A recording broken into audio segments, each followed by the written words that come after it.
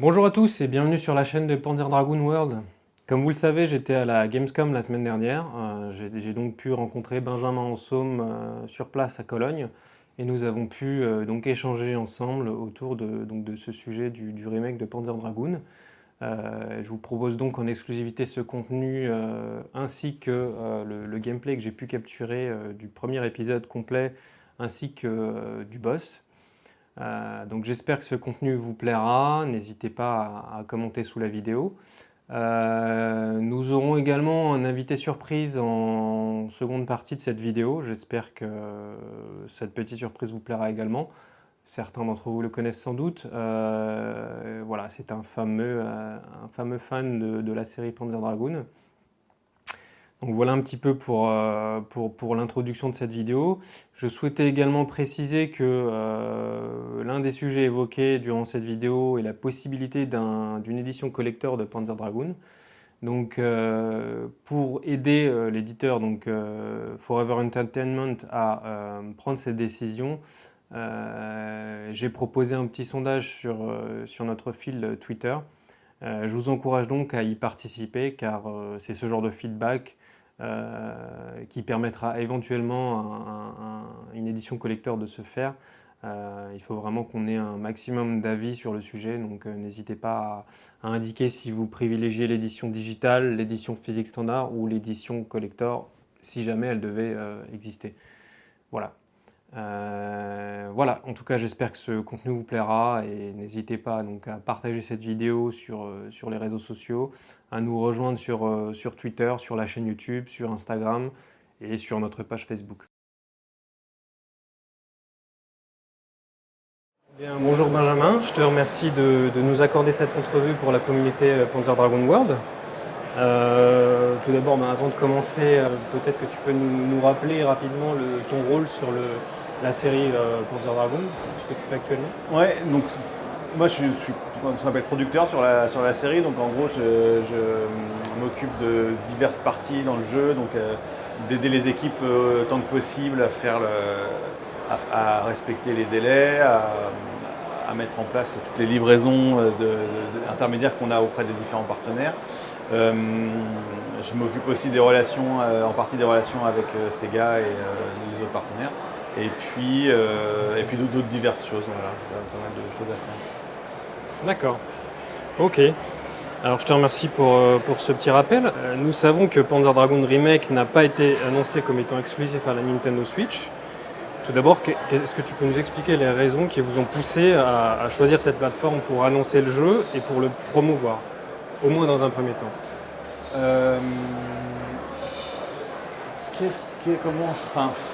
La réalité c'est que c'est des opportunités, tout ça, c'est-à-dire qu'on travaille avec Forever, c'est une société qui est plus toute jeune, qui est pas très connue, mais qui va l'être dans les années à venir, mais qui travaille déjà avec des partenaires extrêmement importants, comme la plupart des constructeurs de consoles et des éditeurs, les plus gros éditeurs au monde, depuis pas mal de temps. Et donc voilà, au cours des discussions sur le projet, on a discuté avec Nintendo, ça correspondait à ce qu'ils avaient envie d'annoncer pour leur public.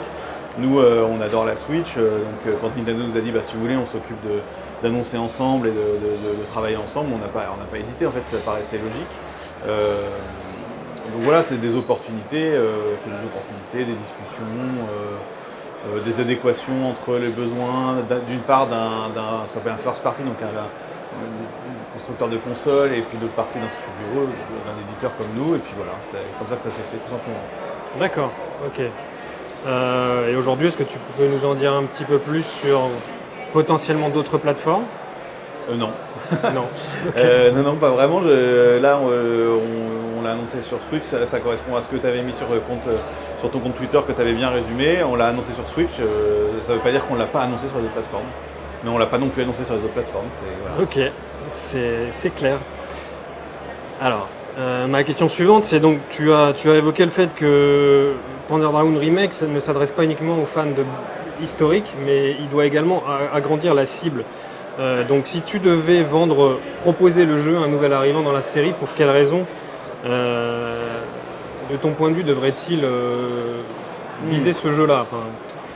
Je pense qu'il y a plein de bonnes raisons de choisir Panzer Dragoon, d'y jouer aujourd'hui et de jouer à notre version plus particulièrement. La première, c'est que bon, ça reste quand même une légende du jeu vidéo, mais qui n'est pas très accessible. C'est-à-dire qu'aujourd'hui, si tu veux jouer sur ton PC en installant un émulateur, en dehors du fait que c'est non légal, c'est un jeu c'est difficile à installer, à mettre en place. Le gameplay peut être un peu rugueux. Enfin, c'est un jeu très marqué quand même années 90-95 quoi. Nous, on a essayé d'en faire quelque chose de plus moderne, qui correspond plus aux standards d'aujourd'hui. Et donc voilà, je pense qu'un truc qu'on a envie de faire, c'est qu'ils rentrent qu'ils aient accès enfin à cette légende du jeu vidéo, notamment les plus jeunes, dont ils ont certainement entendu parler, mais à laquelle ils n'ont pas pu jouer. Ça, c'est la première raison. La deuxième, c'est aussi que même en lui-même, le jeu est quand même hyper agréable. Et c'est ce qu'on vit, c'est-à-dire que le fait de voler, d'être relativement libre de ses mouvements, malgré que ce soit un rail shooter, donc on est sur un chemin prédéfini, mais on a cette sensation de liberté qui est intéressante. Et puis ce système de lock qui est à mon avis quand même assez inégalé dans le jeu vidéo et qui est hyper satisfaisant et qui a été peu repris et qui reste très satisfaisant. Vraiment l'idée de planifier un peu à quelques secondes près son attaque et de locker les ennemis et ensuite d'envoyer les lasers, c'est quelque chose qui reste aujourd'hui très agréable encore. Alors, on a eu la bonne surprise de découvrir une démo à la Gamescom. Est-ce que cette démo sera disponible prochainement sur le Nintendo eShop? Et si j'extrapole un peu, est-ce que vous prévoyez dans ce cas-là une phase de feedback sur le même modèle que Octopath Traveler ou Demon Ex Machina? Alors c'est pas prévu pour une raison simple, c'est que la date de sortie est trop proche en fait.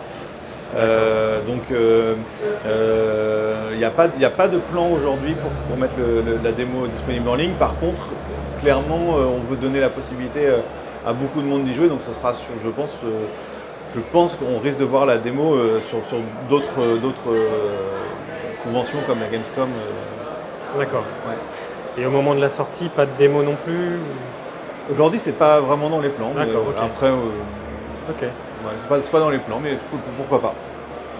Vous avez également confirmé donc une version physique qui était très demandée et l'annonce a été très bien accueillie. Peut-on espérer une édition limitée collector avec par exemple une statue du dragon bleu et son cavalier, un artbook, des jeux originels et peut-être des artworks modernes, une bande son originale plus remasterisée? Ce genre de produit aujourd'hui fonctionne sur d'autres séries en tout cas. Ouais, bien sûr. Alors, disons qu'on n'a pas eu beaucoup de cette demande. On n'a pas beaucoup reçu ce type de demande. Une version physique, oui, il y avait vraiment une demande dessus. Les gens avaient vraiment envie d'avoir, bon, sachant que on l'a annoncé sans l'annoncer. C'est-à-dire que tant qu'on ne connaît pas, disons le partenaire, ce sera pas nous qui le ferons. Enfin, on n'est pas distributeur physique, donc il faut qu'on trouve un partenaire. Et ça, ce partenaire, on l'a pas annoncé. On a annoncé qu'on cherchait et que voilà, on n'a pas annoncé qui le ferait. Sur une version plus collector avec statut, etc. On n'a pas eu beaucoup de demandes. Si c'est une demande, il faut nous transmettre. Hein, Je pense qu'il y a une demande là-dessus, et sachant qu'une version collector en général est limitée dans le nombre de tirages, ce nombre de tirages partira, c'est certain, quand on voit. Ouais, il faut, de toute façon, comme tous les feedbacks de la communauté, il faut que ce soit visible. Et là, clairement, là, moi, j'ai pas vu cette demande énormément. Peut-être qu'elle est sur des endroits qu'on. Après, ça veut pas dire qu'on va pas le faire. Ça veut pas dire que c'est pas une bonne idée. Non, moi, j'ai pas grand chose d'autre à dire pour l'instant. Okay. Si c'est une demande, si c'est quelque chose que les gens veulent, il faut vraiment nous en faire part. Il faut en faire part sur Twitter, sur le Discord, pour que nous, on puisse après dire, notamment à Sega, il y a cette demande-là, est-ce qu'on peut faire quelque chose pour contenter les fans sur cette possibilité-là. Ok, le message est reçu et on va essayer de faire remonter sous forme de sondage certainement pour vous en faire part. Et en termes d'éditeur, du coup, il est de votre côté sélectionné, il est loqué ou... On a des discussions, oui, avant forcément des discussions très avancées. Après, ce qui s'est passé aussi, c'est qu'après l'annonce par Nintendo lors de l'E3, on a eu énormément de gens qui ont souhaité nous rencontrer pour parler de cette possibilité. Donc du coup, c'était il y a quand même que quelques semaines l'E3, donc ça prend un peu de temps de discuter, mais oui, le choix est bien avancé. Ouais. Tu avais confirmé lors d'un des récents podcasts les résolutions de 1080 et de 720p pour le mode docké et nomade. Pas de changement de ce côté? me souviens pas avoir confirmé ça, mais si je l'ai dit, c'est que ça Tu doit l'as être dit vrai, dans ouais. un podcast. Non, pas de changement là-dessus. Ok. Après, sur les parties, encore une fois, moi je suis beaucoup plus sur la partie contenu et producing que technique pure. Ok. Mais, voilà. Bon, parce qu'il y a des questions là-dessus, je les remonte, hein, je me permets. Et en termes de framerate, il y a des questions là-dessus. Est-ce qu'on va être sur du 60 FPS comme sur Horta ou est-ce qu'on va... Là-dessus, pour l'instant, je peux rien dire, mais par contre, puisque là, pour le coup, la question nous est posée souvent, je vais faire un point, j'ai pas du tout le temps là, mais puis eux non plus, avec l'équipe technique, et on va y répondre à ces deux questions-là précisément pour avoir des éléments précis. Parce qu'on a eu pas mal de demandes là-dessus, donc si ça inquiète ou intéresse les gens, on va y répondre. Ok. Donc ma question suivante concerne un petit peu le second titre que vous avez mentionné comme étant en pré-développement. Et dans un des communiqués de Forever Entertainment, il était question que donc le succès commercial du premier remake conditionnerait la finalisation du second titre. Est-ce que c'est toujours le cas ou... Je crois pas que tu aies vu ça. Non. C'était pas... Non, ce qui a été juste annoncé encore une fois par Forever est une entreprise qui est cotée en bourse, donc qui doit parfois diffuser des informations pour la bourse, qui ne sont pas forcément destinées à être diffusées au grand public, pour une simple raison, c'est qu'elles ne sont pas assez précises. Donc là, on a annoncé que le partenariat avec Sega comportait les 2 premiers épisodes. Voilà. Ils iront au bout, quel que soit... Les 2 premiers épisodes, oui. Ok. Ouais. Très bien. De toute façon, là, on envisage, vu les retours depuis l'annonce, on envisage beaucoup plus un bon succès du jeu qu'un échec. Parce que les retours sont super positifs, que tout le monde a envie d'y jouer, que tous les partenaires y croient et tout le monde est mobilisé. Donc on n'envisage pas une seconde. Une des craintes, si je me permets de poser cette question, c'était que vous ayez peut-être un objectif de nombre d'unités vendues sur le premier, Oui. et si n'ayant pas atteint cet objectif, Non. que vous annuliez la sortie du 2, non, c'est pas le cas. Pas du tout. Ok. Quelque chose à partager sur le deuxième épisode aujourd'hui? Non, pour l'instant, on est vraiment focus sur le premier et sur le gameplay feeling du premier. Le deuxième est encore un peu différent, donc c'est une vraie évolution quand même par rapport au premier. Donc on va tranquillement. On a commencé une pré-production, c'est-à-dire une partie plus artistique peut-être du second, mais on va finaliser le premier, être très content de ce qu'on a fait pour pouvoir s'en servir pour accélérer le développement du 2. Un des autres éléments d'excitation pour la communauté concernait ce que tu as révélé il y a quelques temps, qu'il y aurait une bande-son alternative remasterisée. Peut-être que tu peux aujourd'hui nous en dire un petit peu plus, puisque l'artiste d'origine qui avait produit la bande-son du 1, qui s'appelle Yoshitaka Azuma, n'est plus parmi nous aujourd'hui. Je sais plus si j'ai dit ça. Enfin, en tout cas, j'ai dit que ça faisait partie des choses qu'on étudiait et qu'on avait eu comme requête, et donc on étudie attentivement. Pour l'instant, on va dire ça. Je confirme pas tout à fait, mais c'est quelque chose qu'on regarde de très près sur la bande son remasterisée. Ce qui est certain, ce que j'ai dit et que je répète, c'est que notre objectif, c'est vraiment d'abord de plaire aux fans. Enfin, il faut que les fans soient convaincus, même si notre objectif c'est d'élargir l'audience. Il faut au moins que les fans soient convaincus, parce que si les fans ne sont pas convaincus, de toute façon on n'arrivera pas à élargir l'audience. Et on sait que pour convaincre les fans, il faut impliquer, si possible, des gens qui ont travaillé sur des projets similaires avant. Premier truc. Deuxième truc, pour ceux qui regardent un petit peu comme ma façon de travailler, notamment ce que j'ai fait avant Panzer Dragoon, donc c'était notamment sur l'IP Fear Effect pour Square Enix. On avait intégré notamment le scénariste de l'épisode original au jeu, parce que dans mon travail, si les gens sont disponibles et s'ils sont intéressés, j'imagine mal ne pas au moins leur demander leur avis, aux gens qui ont créé le jeu à l'origine. Au minimum leur demander leur avis, les rencontrer au minimum une fois, 2 fois. Donc voilà. Ça c'est sûr, donc intégrer des gens de l'équipe si possible, c'est certain. Et la dernière chose qui est sûre aussi, c'est que, puisque c'est public, je l'ai posté sur Twitter en février dernier, c'est que lors de la GDC, on n'avait pas encore annoncé Panzer Dragoon, j'ai pu avoir une entrevue avec notamment Futatsugi-san, et puis on a pu parler de différentes choses. Ok, bon, on reste un petit peu sur notre fin, et c'est vrai que c'est un élément, la musique de Panzer Dragoon est très... il faut avoir confiance. Une question qui est pas mal revenue au sein de la communauté, c'était la version originelle du jeu. Elle est par exemple, si tu connais l'épisode Horta, le Panzer Dragoon, le premier, était inclus sous forme d'émulation dans le jeu. Et une des questions, c'est est-ce qu'il est prévu d'intégrer sous forme de bonus une version émulée du premier titre tel quel? Alors, ça c'est quelque chose que j'ai jamais dit, mais on y a pensé en fait. Mais c'est trop compliqué. C'est trop compliqué. Alors, on a même pensé à refaire une version avec les modèles originaux où c'est très très compliqué. Et donc non, ce sera pas possible. Voilà. C'est un projet en soi. Ouais, c'est. On a pu entendre dire qu'il y avait des gens qui avaient réussi à faire tourner des épisodes de Panzer Dragoon sur une Switch d'aujourd'hui. Je crois que Futatsugi-san a dit ça lors de la GDC. Parce qu'ils utilisent des émulateurs. Par émulateur. Mais nous, en plus, ça fait une surcouche parce que ça serait intégré l'émulateur dans le jeu. Enfin, et puis c'est pas, voilà. En plus, je sais pas quelle technologie ils ont utilisé pour Horta, mais à mon avis, c'était pas un moteur. Nous, on est sur Unity. Ils ont utilisé sûrement la version PC parce qu'il y a une version PC. Oui, mais quelle techno sur le jeu global de Horta, je sais pas. Je pense que c'est un moteur maison qu'ils avaient fait, à mon avis. Je ne saurais te dire. Je pense que c'est ça. Nous, on est sur Unity et Unity n'est pas très capable de faire ce genre de choses. Donc non, ça ne fait pas partie des. En tout cas, il y a une demande là-dessus et aujourd'hui, le studio M2, je pense que tu le connais au Japon. Et en parallèle, moi, je me suis permis de souffler l'idée. Je ne sais pas si toi, de ton côté, tu peux faire remonter l'information chez Sega. Il y a une demande là-dessus. Il pourrait pour avoir le jeu original. Pour soutenir.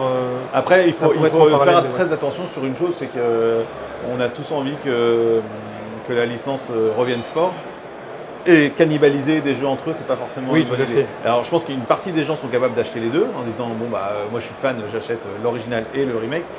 Une autre partie des gens diront non, moi j'ai opté que pour un et pas pour l'autre, et du coup le studio qui a développé la version qui va moins bien marcher va peut-être être déçu. Donc voilà, c'est des choses auxquelles il faut penser quand on fait revivre ce genre d'IP, parce que bon on connaît tellement pas comment vont réagir les gens, le public sur ce genre de projet, qu'il faut faire attention sur tout ce jeu-là. Tu as évoqué des éléments d'amélioration qui n'affecteraient pas le contenu original du jeu. Est-ce que tu peux nous en dire un petit peu plus ? Alors là, c'est aussi un peu ouvert. S'il y a des suggestions là-dessus, on est preneur. Nous, ce qu'on a en tête, c'est clairement des filtres, peut-être des petits changements de palette éventuellement, bien sûr des choses on aimerait bien, et j'espère qu'on aura le temps, et je pense qu'on aura le temps, des choses qui sont spécifiques à la Switch, du type le Rumble ou le gyroscope. Voilà, c'est tout un tas de choses, mais là-dessus aussi on n'a pas encore commencé, ou pas vraiment. Donc c'est pareil, on est ouvert au retour, aux suggestions, quel type d'options vous avez envie de voir. Par exemple, les CRT, c'était un fan qui nous l'a proposé, on trouve que c'était une bonne idée. Ce sera probablement pas énormément utilisé, parce que c'est un peu bizarre de dégrader un jeu, mais bon, ça peut être sympa. Donc voilà, pour l'instant, c'est pas encore commencé, on est preneur de feedback là-dessus. Je pense que ces éléments de filtre peuvent peut-être, tu avais parlé des filtres un peu plus froids pour certains qui trouvent le jeu trop chaud aujourd'hui, ça pourrait peut-être leur répondre à leurs demandes, en partie en tout cas. Et effectivement, il y a certains fans qui ont des idées, notamment, j'ai une question d'un fan, est-ce qu'il serait possible d'avoir un élément de l'interface qui afficherait le ratio de cibles éliminées en temps réel ? Alors ça, on l'a en fin de niveau. Justement, là tu l'as en fin de niveau. En temps réel, pourquoi pas, c'est une idée à soumettre à l'équipe. C'était une suggestion. Avec toujours le même problème de... lui, il fait quand même partie du jeu aussi, quoi. Donc est-ce qu'on modifie lui, est-ce qu'on le laisse en option? Ce serait peut-être un mode qui ne serait pas le mode principal pour ne peut-être, mais ça peut être une bonne idée, ouais.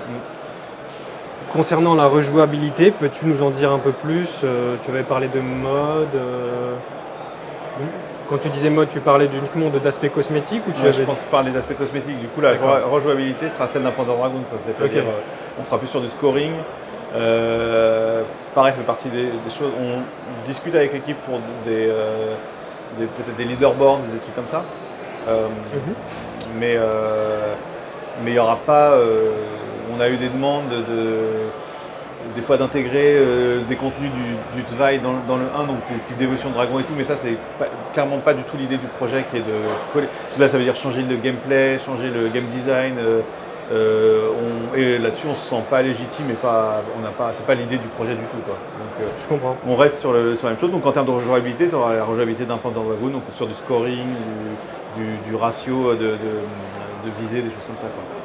Alors je vais venir sur quelques suggestions de fans justement qui pourraient peut-être vous parler. Il y a des fans qui évoquaient la possibilité d'une sélection de niveau par exemple, ou faire du boss rush.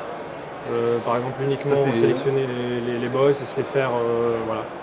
Ça c'est par exemple une bonne idée, faisable.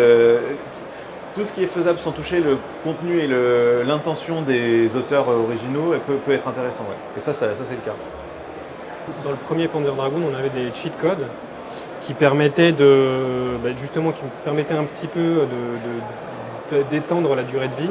En modifiant, on pouvait modifier les armes, on pouvait enlever le cavalier, il y avait certaines choses comme ça. Est-ce que c'est prévu d'intégrer ces cheat codes ? Oui, ça sera. Ouais. Sur Google, il y a une liste de tous les cheat codes avec les modes. Ouais, après, on verra. Je me rappelle plus précisément comment on les faisait. Moi non plus. Oui, l'idée, ce sera probablement par une manipulation, pouvoir faire ça. Les fonctions spécifiques de la Switch, tu en as parlé tout à l'heure, les vibrations HD et la visée gyroscopique notamment. Donc pour le moment...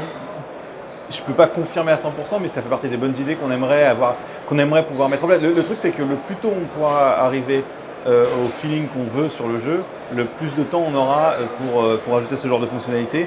Et donc c'est pour ça aussi que montrer à la Gamescom c'est important, parce qu'il nous faut des retours, il faut que les gens... Donc là par exemple on a eu hier le retour d'un journaliste de Engadget qui apparemment est très content de ce à quoi il a joué, c'est parfait. On a eu des retours d'autres médias aussi qui sont venus nous voir, donc c'est très bien. Et ceux qui ont pu jouer, qui ont eu la chance de jouer là lors de l'événement en Allemagne, il ne faut pas hésiter aussi à nous dire ce que vous en pensez, quoi. Voilà, le plus tôt on aura terminé le feeling global, le plus tôt on pourra s'attacher aux options spécifiques. Très bien.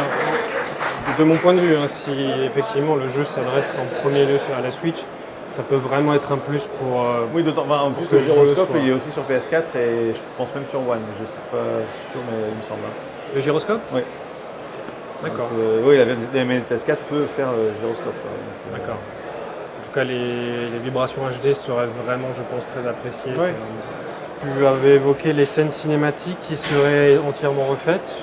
Je ne sais pas si aujourd'hui vous êtes un petit peu avancé sur... Non, on n'a pas avancé depuis que j'en ai parlé, c'était il n'y a pas très longtemps que j'en ai parlé. Donc on n'est pas avancé, mais voilà, c'est toujours dans la to-do list en assez haute priorité évidemment.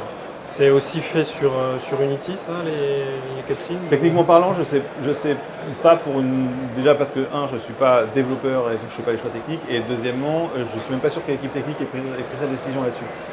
Donc je ne pourrais pas te dire, mais en tout cas, c'est bien sûr qu'il faudra que la cinématique soit à la hauteur du reste du contenu du jeu, donc qu'il y ait un bon technique et artistique en termes de réalisation qui soit important.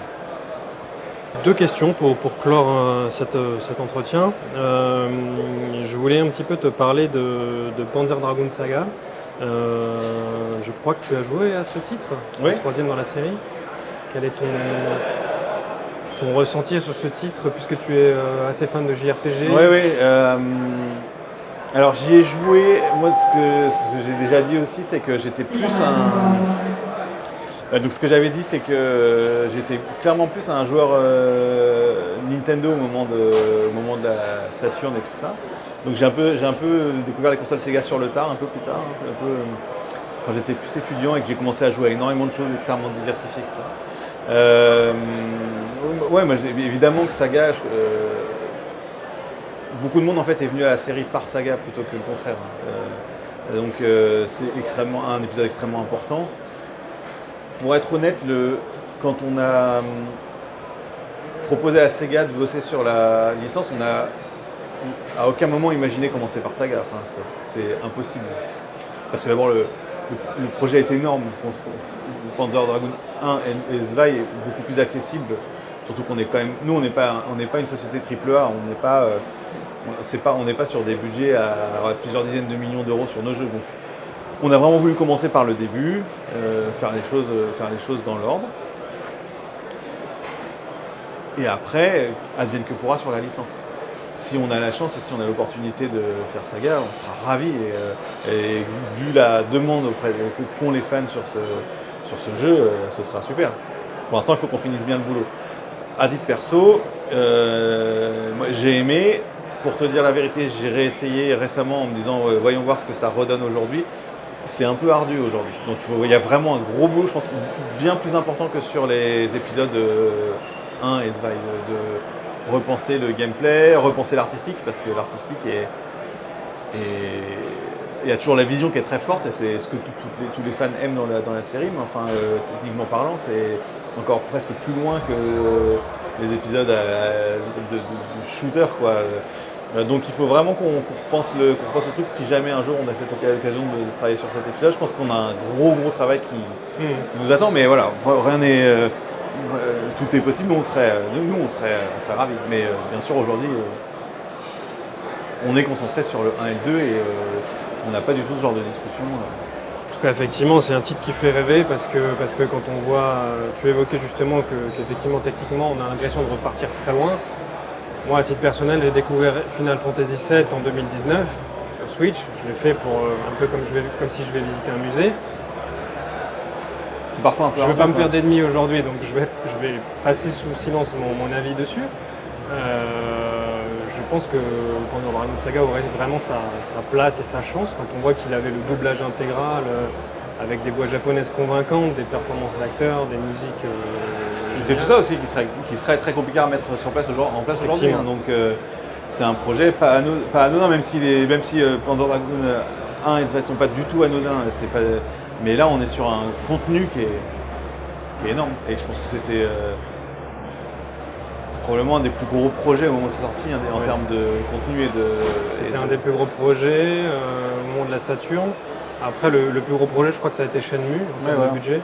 Et après, je ne sais plus la suite, mais c'est vrai que c'était. Oui, mais après, on est aussi arrivé à des coûts qui ont monté. Donc nous, on a aussi cette. Encore une fois, je parle comme si on allait travailler dessus, alors que pour l'instant, vraiment, je pense qu'il faut d'abord, là pour le coup, autant entre le 1 et 2, il y aura le 1 et le 2 qui vont sortir. Autant Saga, que ce soit nous, que ce soit pas nous, il va falloir convaincre vraiment Sega qu'il y a du monde, parce que le budget va être bien supérieur aux deux premiers jeux. Sachant que la cible n'est plus tout à fait la même. C'est une des choses que j'ai déploré souvent, c'est qu'on a jugé la série aux ventes des rail shooters qui n'ont rien à voir avec la cible d'un JRPG. C'est pour ça qu'il faudra vraiment convaincre Sega, c'est que l'intérêt des fans il est sur la licence et non pas sur le rail shooting. Parce que si jamais ils pensent que. Alors il y a les deux. Voilà, donc il va falloir.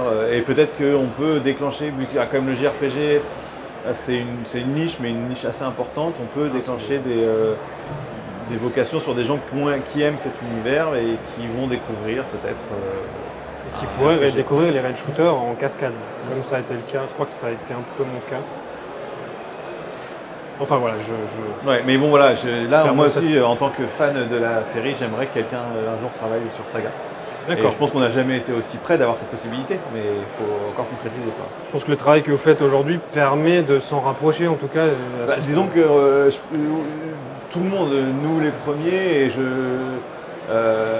et agréablement surpris et content de la réception que le jeu a auprès des fans. Donc on est forcément plus près là d'avoir cette possibilité de jouer à Saga sur une console d'aujourd'hui qu'il y a 6 mois, je vous assure. D'accord. Alors on a fait une petite parenthèse JRPG sur l'épisode Hazel Saga. On a un 4e épisode qui était Panzer Dragoon Horta, qui du coup revient plus dans le giron des projets sur lesquels vous travaillez actuellement. Est-ce qu'aujourd'hui, par exemple, ça serait plus logique pour vous de, par exemple, travailler sur une version de Horta plutôt après ces deux-là? Quel est votre... Ouais, mais là c'est pareil. Le fait que ce soit une exclusivité Xbox à la base, est-ce que ça pose d'autres problématiques? En fait, je ne peux pas répondre, ça ce sont les ayants droit qui peuvent répondre, j'en ai aucune idée. Peut-être qu'effectivement ils ont un contrat Microsoft et que c'est un contrat à durée indéterminée, sans fin de contrat, et que du coup ce ne sera pas possible de voir sur une autre plateforme qu'une plateforme Microsoft. Peut-être que si. Après, je veux dire, par exemple, on voit Ori et Cuphead arriver sur les consoles Nintendo, donc je veux dire, dans cette industrie, les gens sont intelligents, donc quand on voit que quelque chose fonctionne et que les fans demandent quelque chose, on s'arrange généralement pour faire Voilà. Est-ce que quand Panzer Dragoon est sorti sur Saturn, on aurait pu imaginer que 25 ans plus tard, il serait sur une console Nintendo? Je suis pas certain. Donc, encore une fois, rien de spécial à déclarer, mais il faut continuer à supporter le jeu, la licence, et puis espérer, quoi. C'était un des rêves de Futatsugi, il me semble qu'on parle de ces jeux 20 ans après. Bah, ça tombe bien parce que beaucoup de monde en parle, quoi. Donc, ouais. Moi, je pense que le jeu et la licence a marqué beaucoup de monde, hein. Et probablement pas assez, en fait, les problèmes ou surtout, je pense surtout à l'Europe où la console a été relativement confidentielle. Il y a un potentiel qui est énorme encore en Europe. Probablement aussi un peu aux États-Unis. Au Japon, tout le monde est déjà très convaincu, en fait, et on a un nombre de retours énorme du Japon, de gens qui sont hyper contents que le jeu revienne, quoi. Ouais, c'est vrai que c'est une frustration des fans occidentaux d'avoir connu cette licence et de n'avoir pas pu le partager vraiment. Je pense que les fans pensent qu'elle n'a pas été reconnue à sa juste valeur. À nous de faire en sorte qu'elle le soit encore plus en termes d'audience, parce que, encore une fois, pas du tout en termes de contenu ni d'artistique. Nous, on n'apportera rien de nouveau artistiquement, mais par contre, en termes d'audience, on peut essayer d'élargir le périmètre. Et enfin, pour clôturer cet échange, où verra-t-on Panzer Dragoon après la Gamescom? Est-ce que vous serez par exemple à la PAX West? Je peux pas te dire là, je sais pas, mais nous on a envie de le montrer le plus possible. Et puis après, par contre, c'est pas Forever qui le montre, c'est un first party, donc ça peut être Nintendo là à la Gamescom ou d'autres si un jour on travaille avec d'autres, mais donc il faut que ce soit eux qui nous demandent de le montrer. Pour l'instant, je peux rien dire, j'en sais rien. Mais on aimerait bien pouvoir le montrer. Plus on peut le montrer, plus content on est. D'accord. Paris Games Week, on ne sait pas encore alors du coup. Non, rien de. Ok. Rien de précis, ouais. Très bien. Bah, écoute, je te remercie de nous avoir accordé ces minutes de ton temps et je te souhaite le meilleur sur le projet, sur les projets de Panzer Dragoon Remake. Merci à toi. Merci.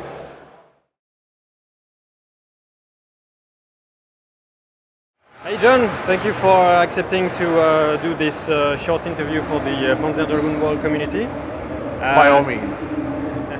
We are glad to have you today. We know you are a fan of the series.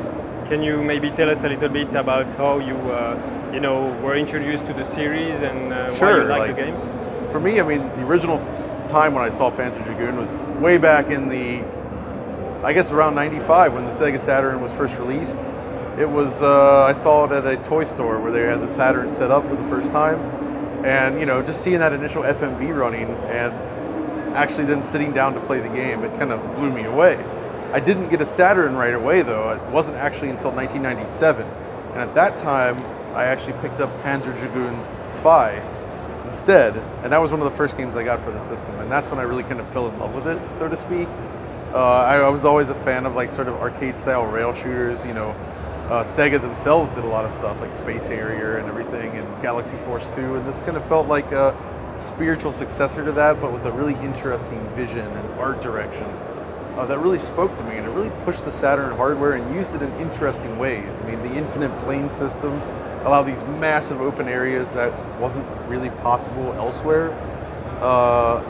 So yeah, I mean, that was kind of how I got started with it. It was just, back around the time of release. I still have my original copies. You are really a day one fan, as we say. Yeah. How did you feel about, when we had this anniversary album of Panzer Dragoon Saga? Oh yeah, so the 20th anniversary album that they put out, I think Brave Wave put that out, and that was absolutely stunning. From the moment you hear that first track, it just sort of like, it speaks to you. I mean, it's just, the series is known for its music, and it's had different composers over the years, but I feel like this album was a great way to sort of re-enjoy or enjoy once more the tunes of Panzer Dragoon Saga, but with a new sound. It's very fresh, just, the newly mastered remix tracks. I'm a big fan of it, and also the artwork on the packaging is brilliant, so. Since then, we've had the Panzer Dragoon Orta backward compatible. Yeah. I think you covered this version of the game. I'm not sure. I don't. On backwards compatibility. Yeah. Did you cover this? So I didn't actually get a chance to cover Panzer Dragoon Orta yet. Someday. That was So I didn't get a chance to cover it yet on DF, and I would like to, but that was a game. Again, I bought that day one. I mean, one of the reasons I got an Xbox back in 2002, it was early 2002, right after the first price drop, which happened exactly at E3. I did it mainly for Halo and all the Sega games that were coming up, and obviously Panzer Orta was one of the ones I was hyped the most for. And I think it's a beautiful, super fast, super fluid game. And yeah, it's really good on Xbox One X as well, thanks to the backwards compatibility program. I'm pretty happy that they chose to do that game, since it's kind of, a very random scattershot selection of games, especially original Xbox games. So it's kind of a fun thing that was one of the games selected. So yeah, it's awesome. Yeah, a lot of fans have been really amazed by the work Microsoft has done on this backward compatibility. Yeah. A lot of fans wish we could have this game on other platforms, because at the moment it's still exclusive to the Xbox platform. Yeah. So who knows? Maybe we will get it on other platforms someday. I don't know. I'd love that. My last question for you, John. I'm here especially for, as you know, the Panzer Dragoon remake. And you've told me earlier that you had a chance to play the demo. Can you share some of your impressions on that? So the demo is interesting then. I like what they're doing. I think it plays well enough, but it has a decidedly different feel from the original games. The color palette, some of the choices in terms of architecture and design. It's good, but it's not quite there yet. The colors are overly vibrant, though. It sounds like there's some filters you can play with, which is nice. And if you go back to the original game and you play that very first level, it feels like an endless ocean before the player. The reflections of ruins visible in the water. It feels like it's completely just like destroyed. Whereas in this, there's larger structures and everything around, and somehow it just feels like a different place. It feels like you're along a coast or like next to an island, as opposed to in this destroyed, like massive open area out in the sea. Somehow the atmosphere is just different, and not necessarily in a bad way, but it doesn't. I do feel that it could. There's still room to grow there, but I don't want to say that it's not looking good either, because it is. So they're on an interesting track. I'd like to see where they go from here. So far, I'm about like 70% excited, if you will, if we were to put it that way. They said they would do try as well, and if those games do well, apparently, Sega is watching. They said, who knows, Saga, Panzer Dragoon Saga could be. Yeah, I'd love to see that as well, of course. And honestly, I kind of feel like the second game would have been a better place to start in a weird way than the first one, because just from a pure gameplay and level design standpoint, Panzer II is a lot better than the first, I feel. It holds up so much better. And so I would have liked to have seen that as sort of the starting point. But still, I'm happy that it's coming back at all. I'll take anything. Okay, thank you very much for your time, John. No problem. And I will follow your next videos. Perfect. As always.